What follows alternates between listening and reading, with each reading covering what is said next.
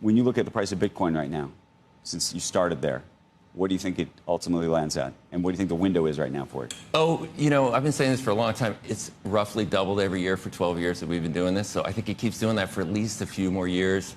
It's still a very low single-digit percentage of global wealth. So I think it could go up to 750,000 in the next 4 or 5 years. What's going on, guys? K-Dub here with another episode of Crypto Zombie. Welcome back to the channel. Now, as we start this week, if you have a look across the board, we're seeing gold moving up, stocks moving up, M2 money supply pretty much going through the roof. We know that we will most likely have a 25 basis point cut with the Fed meeting, which is happening in 2 days, and yet Bitcoin is down 8%. It actually started the morning off quite strong, but it's having difficulty on this support area, right? This is pretty much at the $115,000 level exactly. We had this wick down here. It acted as resistance throughout this area. This was in August.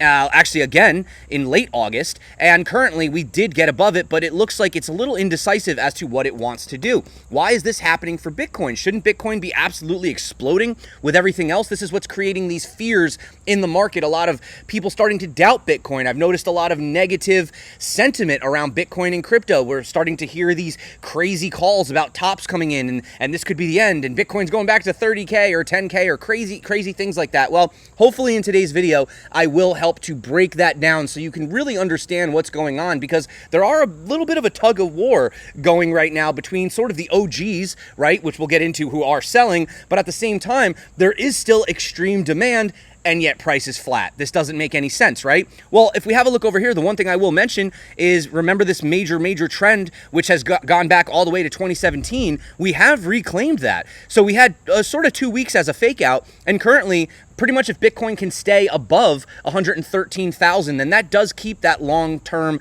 trend intact, right? Clearly, as you can see right here, we do have, you know, for example, this is the S&P pushing on all-time highs. We go back to Bitcoin, still struggling, right? And of course, we have these two sort of extreme, scary, massive sells. It seems like every time we get up to here, these OG whales are just taking these opportunities to continue to suppress the price, right? Obviously, markets are saying there's probably most likely going to be a 25 basis point cut, not very high chance of a 50. There could be a 50, although let's be real, if we did get a 50, would that actually be good, or would that just be the Fed sending a bit of a warning signal to the market? Because yes, even though technically since the 2008 financial crisis, the dollar has been finding support on this upwards trend, you know, the question is, what happens when we reach this area right here? Are we going to get rejected? Because if we do, we know that that tends to be extremely positive for things like Bitcoin and risk on assets. You know, in particular, you got Trump saying he's going to take the Fed over. Bitcoin and crypto brace for serious price shock. However, one thing I do want to just point out, yes, we do know that as the fund rate starts to get cut, this will make money easier to borrow, which theoretically should increase the price. However, I do want to just point out one thing. There's a lot of people that think that Powell will come out, he'll speak, and everything's just going to start going to the moon.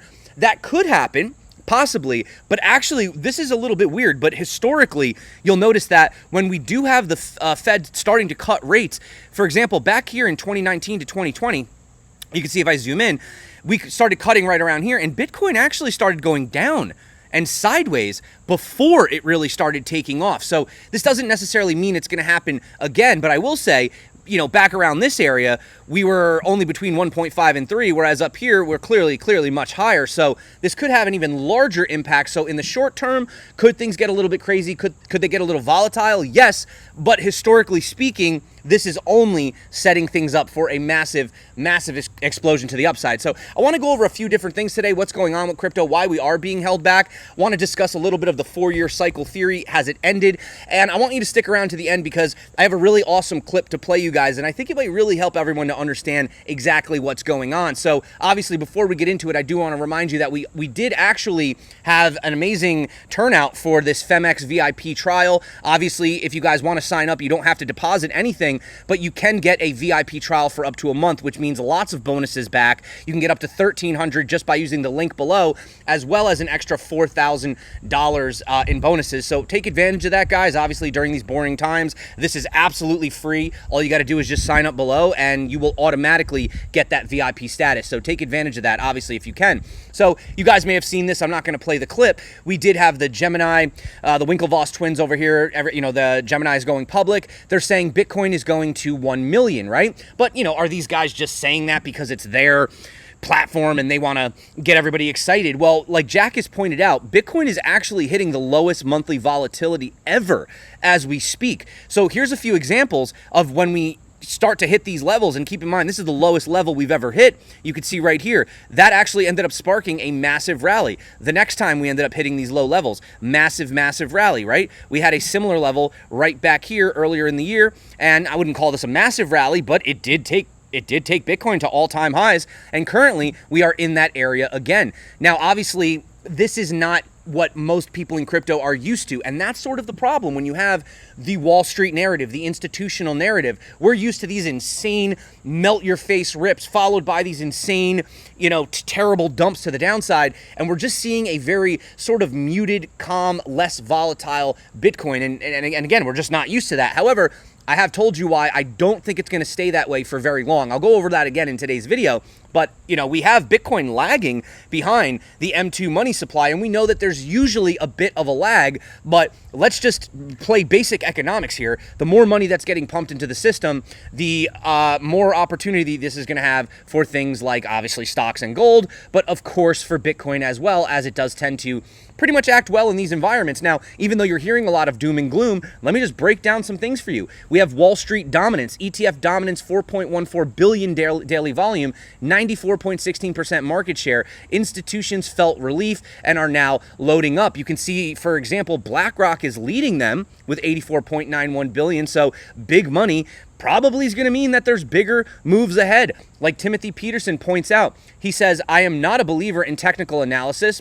Okay, that's his opinion. I mean, I am a believer in TA, but whatever, to each his own. But he does say, I am a believer in repeating cycles. And this chart points to Bitcoin reaching $200,000 in 170 days. Again, it's really just kind of been in this very boring channel, right? We hit the top, we come down to the bottom. We hit the top, we come down to the bottom. And what we're doing is putting in higher highs and higher lows. But of course, this is boring the hell out of the standard traditional crypto investor because, again, they're just not used to these types of muted moves. However, he does say he would give a 50-50 chance that we could get to that $200,000 within 170 days. Smart money is buying Bitcoin, but yet the price seems to be staying the same. Now, why exactly is this? What's going on? Well, I'm going to tell you what's going on. I'm going to break it down for you quite simply.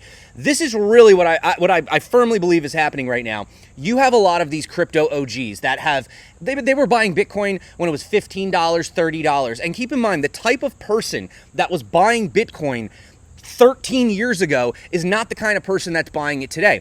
They were very cypherpunk, libertarian, right? Anti-government, right? Which I'm saying that still exists today, possibly in the crypto space. But, now it's become more of a hedge against inflation. I want to hold crypto to get rich. I want to outpace this. I want to have something to give to my children, whereas they were in it for a completely different reason. And the two reasons why you're seeing a lot of OGs sell right now is, number one, let's just be real. If you were buying thousands, literally thousands of Bitcoin when it was between $30 and $100, you are a billionaire. You're pretty much a billionaire at this point, or at least an extremely high multi-millionaire. So number one, a lot of these guys have just made so much money, they are like, screw it. Number two, the second thing that's sort of going against it is the ethos, right? Now that we are seeing Bitcoin go into the hands of the institutions, into the hand of Wall Street and government, that is completely against the thesis that originally got these people into Bitcoin to begin with, right? So number one, they've made tons of money. And number two, it's not really the Bitcoin that they were a part of, right? So what's happening is, and this is a fact, by the way, I do talk to OTC desks and other people, you are seeing that as these institutions are coming in, they're buying, and you're having these massive OG whales, which we've showed you on-chain data a couple weeks ago, selling into this, right? It's really just redistribution. Now, I'm not here to talk about the ethics of whether or not this is good or bad for Bitcoin. What I'm telling you is it's rotating hands. It's changing. And the people that used to be in control, used to be, the big whales, the big wigs, they are slowly basically giving their coins to the new players. Some of them actually, I'm not going to lie, are going into Ethereum. Maybe that's for another day, for another video. But ultimately, that's why you're seeing this suppression. But this is not going to last forever, right? And the guys, the people, the institutions, etc., everybody that's coming in right now, again, they're not looking to do a 2x only to then, have the price fall 80%. They are looking for slow, continuous grind up, which is again why, yes, it's boring right now, but we're not seeing lower lows. We're not seeing any price structure break. We're seeing constructive price action, which is crazy because I see so much negative sentiment right now, and yet everything technically, fundamentally, is telling us that we should be going to the upside. I mean, you even have Ethereum, for example, ETFs at 3.29 billion, assets under management, 99.5% spot dominance. So, keep your eyes on Ethereum, guys. But I wanted to turn it over to this great interview from Kyle over at Paid Network. Now, I've actually, we've hung out before. Pretty cool dude. He's a VC. But Arthur Hayes was his guest on the show. Now, if you don't know who Arthur Hayes is, he is one of the crypto OGs who I guess isn't selling. I guess he's still in the markets. And he was the founder of BitMEX, the first ever, I believe it was the first derivatives exchange. I could be wrong. I think BitMEX was the first. But anyway, long story short, this guy, he's been in it for a while. He knows what he's talking about. He follows these types of cycles and narratives. And they were asking him about the 4-year cycle, because that is something that a lot of people are concerned about. Because if the 4-year cycle is going to play out, then that means that we only have a couple months left. So if Bitcoin's not doing anything right now, this is not looking too good, right? We only have a couple months left. What does this mean? Well, he actually gave his opinion on it, and this is what I've been trying to say on the channel, but you know what? I'm tired of talking. I want you to listen to Arthur Hayes explain it, and maybe you'll understand why it actually legitimately is not the same game anymore. Do you think that we're coming to an end of this bull market cycle in this year, or do you think we'll extend it out? I think we're starting to get to the real meat of the cycle, middle of the cycle, because if you think about, Trump's a new president, obviously it's a second term after the Biden administration, and his first term, he's a very populist president. He did the biggest sort of handout to American people since Andrew Jackson or probably LBJ with sort of the COVID stimulus checks, right? That's not a very traditional Republican sort of measure to basically say, let's just hand out money to people, make sure that they stop bitching while we lock them in their house for the flu. And so when that happened, he is, had bona fide credentials as a person who's he wants to win elections. He doesn't have ideology behind it. So winning elections means providing free shit to people. He provided the free shit during COVID. He provided the free shit in 2017 with one of the largest tax cuts ever in American history.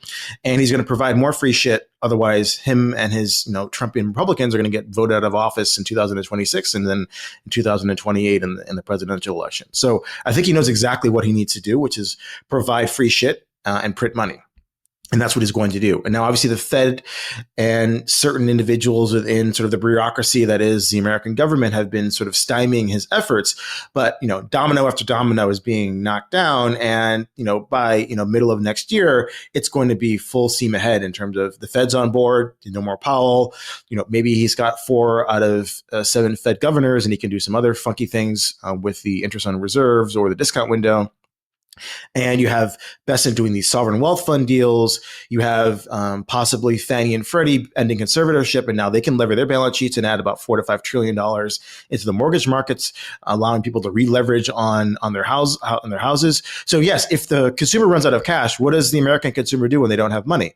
They borrow it. And so if I reduce the cost of money, then you can borrow more. And so I think that's why the price of money in this instance matters. Now, I'm more of a quantity of money guy, but I can see that, you can say the American consumer is tapped out, the housing market's, a bit overbought. Well, if I cut rates from 4.5 to 2, well, then you're going to take more leverage and buy more stocks and, max out that credit card and buy a new car and take out a home equity loan. So I think that's, a very short-sighted sort of explanation if you sort of believe that the Fed's going to start cutting rates and Trump is going to unlock all this liquidity on Fed balance sheets, the mortgage market. And, another thing that people are not really paying attention to is Wells Fargo has just been paroled out of jail. They were not allowed to increase their balance sheet for many years after the whole fiasco the criminal sort of customer shit that they did back. I don't remember exactly what it was, but I think in middle of June or early July of this year, they were finally allowed to increase their balance sheet.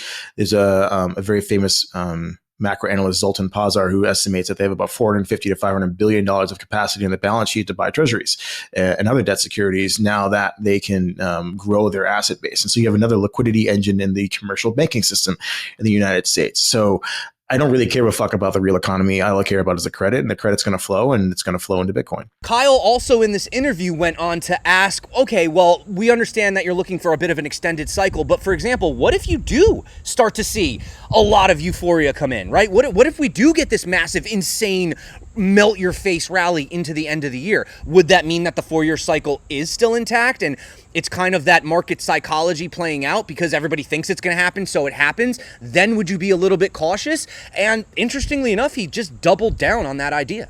Are you going to take some profits off the table, or are you going to still hold strong? Or what are you kind of looking for? How are you going to assess your portfolio and make some decisions? I really care about what is the expectation and trajectory of money printing. And so I don't, my belief is that Trump hasn't even gotten started. He's going to have all the Legos in place to really juice the US economy starting in, middle of 2026. And so the question is, what is the market forward on that money printing? I don't know what that looks like. If I believe that the market's expecting something so insane in terms of the amount of money printing that Trump can do, then okay, I'll take some chips off the table. So I don't have a price level in mind. It's more of a feeling of like, okay, well, is the expectation on the money printing too high or too low? I'm writing a piece right now about the collapse of the euro, predicated by a French default. And so I think there's some other things happening within the global markets that could continue to propel this notion of money printing. And at the background, I have to recognize that we are in the midst of a unipolar to multipolar change in world order. And change for politicians is bad because, what do they do when change happens? They print money to make sure people feel okay. Mm-hmm. And so if I overlay all these things together, I have a very bullish outlook for the amount of money that's going to be printed between now and the end of the decade. The question just becomes, what are the expectations within the crypto ecosystem about, or just a general macro ecosystem about what that is? I think that people are underpricing the upside in equities, in crypto, and everything. They don't realize how badly all these governments need to print money. Yes, it's going to end in absolute Armageddon at the end of the cycle, whenever that is. But I don't think we're there yet. Governments are only starting to get the mojo back about, I'm going to print money to buy defense goods, to hand out handouts to the population. China is, battling with its own sort of deflation and doing drips and drabs of stimulus. They'll come around to the party too, in some way, shape, or form. The Japanese have to do it. The Europeans have to do it. The Americans have to. Everyone has to do it at the same time. And we have this AI robotics deflationary effect, which could completely destroy the fractional reserve banking system if everyone doesn't have a job and now has to service all these debts. What do? Do we fully reserve the system and print money to make sure the banks are okay, or do you let everyone go bankrupt? I don't know, right? We have a lot of big societal choices, and usually when humans have big societal choices, the government chooses to print money first. So I think we're in this first inning of this massive change in how we organize this global society, and therefore I don't believe in the 4-year cycle. I believe that we can continue ripping through, $150, $175, $200,000 Bitcoin because of this massive macro overlay of what is happening right now between now and the end of the decade. So in a nutshell, I completely agree. This is what we've been saying for years on this channel, and especially even more so now. He believes we're only really in the middle of this, and this could extend a lot farther. Now, I'm not going to throw the term super cycle. I don't want to use that word. That might be a little too moon boyish. But what I will say is these 4-year cycles, they don't necessarily matter. Again, I'm not going to be happy if I'm wrong, if we do go into a year bear market after this, but like I said, I'm not seeing that. I'll show you in the charts why. But what I am seeing is that things are in fact changing for the space, specifically for Bitcoin, Ethereum, maybe some of these other cryptos as well. And you are probably going to end up seeing a much prolonged sort of bull run, right? Yes, and keep in mind, Bitcoin can have 30%. We've already had 30% crashes this bull run. We're only down 8%. We could still go down another 22%. Imagine what people would be screaming then, and it would just be another typical Bitcoin 30% boom, fuel the rocket, off we go again. If you have a look at the Bitcoin quantile model, we're only finding ourselves right here still in the center. And just as I showed you guys the other day, when you have these Bollinger Bands getting as tight as they do on the monthly, every single time this happens, and this is because of the low volatility, you usually have these massive pumps to the upside. And as you can see right now, that's exactly what we're doing. So I wouldn't really be betting against it. Of course, short term, anything can happen. But hey, even if we come on the lower time frames, look at this. It looked like we were starting to have this inversion on the EMA ribbon band. And I would argue that possibly right here, we could be trying to flip that back into the positive. I mean, obviously, higher time frames, I don't know why this is taking so long. I got to be honest, guys, TradingView's been a little glitchy lately. But, I mean, look at this. These 30% corrections that we've had coming down into these EMA ribbon bands, these are when everyone was really, really freaking out. And yet having actual support on the top and moving to the upside is somehow making the most bearish sentiment we've had thus far. I don't understand it. I don't know if these guys are just chasing clout, hoping that eventually they'll catch the top, then they can say they're right. I mean, look at this massive, massive wave down here, and this thing is looking to roll over. And when we do get that next trigger wave right here, I don't know when that's going to happen. Maybe it doesn't happen today. Maybe it doesn't happen tomorrow. Maybe it doesn't happen until October. But what I am saying is don't get too comfortable, because once these things break, they break hard and they break fast, right? Perfect support here. Also, not to mention, you can see whenever we tend to have bullish divergence right here, what happens? Bitcoin pops. Boom, 165% move. We had the same thing down here. What happens when we pop? Well, I mean, I don't have to tell you what happened. It literally took us to the all-time high. And currently, you could argue that although it's not perfect, we could be setting up a very similar situation right now. And as I showed you with this ultimate, I can't remember the name of this chart. Like I said, I just found this thing the other day. This is the pi cycle, by the way, which we're not at the top, by the way. If you just want to look at the pi cycle, basically you would need this lower moving average to come up here. I mean, look how far, look at how high this green moving average is up here around 193. And yet we're sitting right here on the lower band. And every single time you can see we have these red dots where all of these different indicators align. You can see the market's getting overheated. You can pretty much just see that we're in relatively neutral, right? I mean, you could say we're a little bit closer to the overheated, but not close by any means. I mean, if 50-50 is in the middle, where are we at? 53, 54%, something like that. So ultimately, yeah, I would just say ignore it. There's a lot of people, there's a lot of news coming out. There's all these different angles that everyone's going to be throwing at you, all kinds of crazy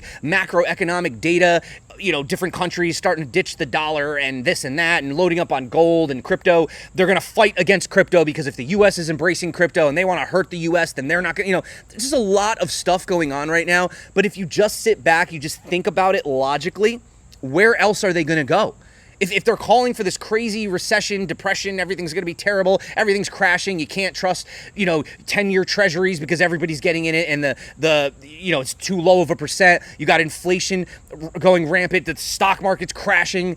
I mean, what are we talking about? Pandemonium here? People just trying to, running around with weapons, trying to, loot food. I mean, come on, like, what are we talking about here? Zombie apocalypse? At the end of the day, where are you going to put your money? Yes, gold, great place. I mean, but gold is a pain in the ass. Let's be honest. You're going to either own paper gold, which that's your own opinion, or most people would say physical gold, but what are you going to do? Take your Santa Claus bag of gold and go across the border with it? It's not really feasible in a digital economy, which is where we're headed with all this AI and everything else. So personally, I can't see anything that is going against Bitcoin and maybe other cryptos, Ethereum, etc. at this moment. So I'm just trying to tell you guys, yes, we could get the rate cut, and because everyone's expecting it, we could go down. It's possible. But what I'm saying is all signs are pointing to more upside. And look, we could have a 4-year cycle. We don't know yet. This is the first time. We're just take your side. Do you think we're having a 4-year cycle? Do you think we're going to have an extended cycle? I'm curious. Drop your comments below. Ultimately, we don't know. But realistically, with the change of the environment, with the OGs selling out, less of the reliability on those 4-year cycles and more of the liquidity, which is literally just, all these countries are going to just go into crazy printing mode. They kind of already have, right? I think you guys know the answer. So again, I still stay with Bitcoin. And, once again, friendly reminder, if you guys do want to get in on that Femex VIP deal. Also, just wanted to, I meant to give a shout out to MetaSignals. They did call this back on the 1st. So it's been 15 days. And so far, MetaSignals has still called this entry. It would be invalidated by 105. So, you know, it's so far been the setup for the month. They've been right for 15 straight days. If you are interested in MetaSignals, you can also get that below. It's free in the Discord. And remember, the NFT will be going away, and they're not going to be offering lifetime access anymore after that. So that's it for me, guys. If you do want to learn how to trade, I got these tutorials popping up right here, right now. If you are going to take advantage of Femex, you can check out this one. I also have BitGet and a few others if you look in the recommended videos. But ultimately, guys, that is it for me. Again, let me know how you feel. I'm not being swayed by any of this. I'm just ignore the noise. And yeah, that's basically it. So hope you guys have a great week. That's where we're going to end the video. So until next time, stay crypto. And of course, peace out.